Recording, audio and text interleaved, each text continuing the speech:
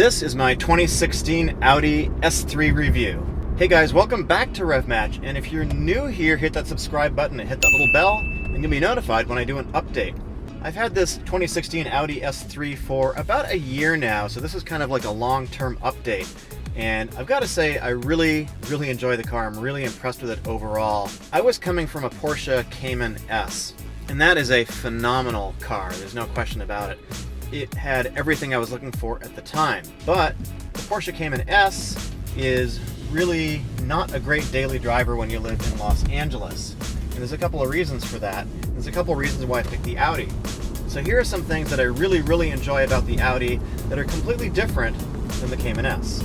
It's pretty quiet. It's a four-door. It's quite refined, which I really appreciate. Audi does a fantastic job with suspensions. I've got the black optic package, which has the adjustable magnetic dampers. They're great. I love them. You can make them soft, you can make them firm, and you can also set them up in an individual mode. Really nice, really good control over the bumps, really good ride control.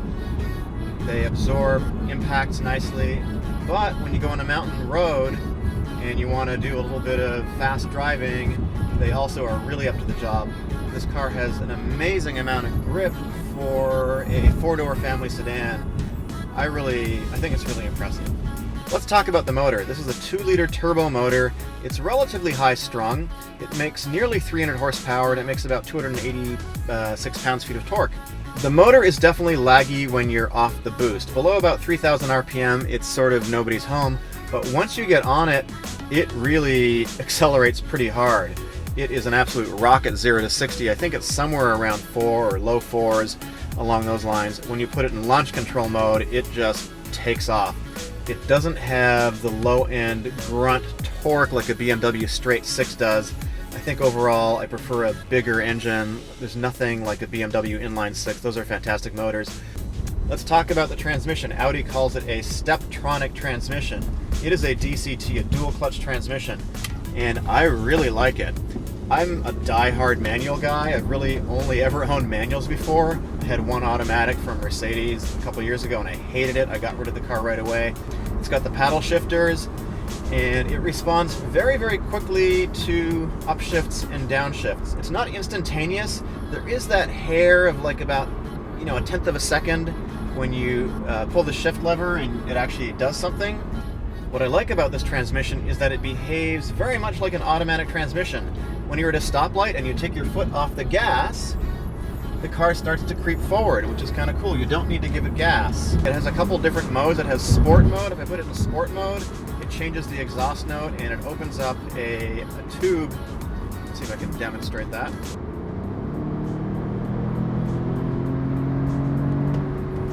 And it holds a gear, as you can tell. I've let off the gas completely. It's still holding. It behaves a little bit like a manual is what I'm trying to say. It'll hold a gear longer.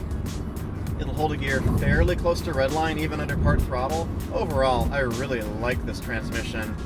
I was a little bit hesitant about getting an automatic transmission, but for sitting in LA traffic, which I'm doing a lot more of lately, I wanted something that was a lot more friendly as a daily.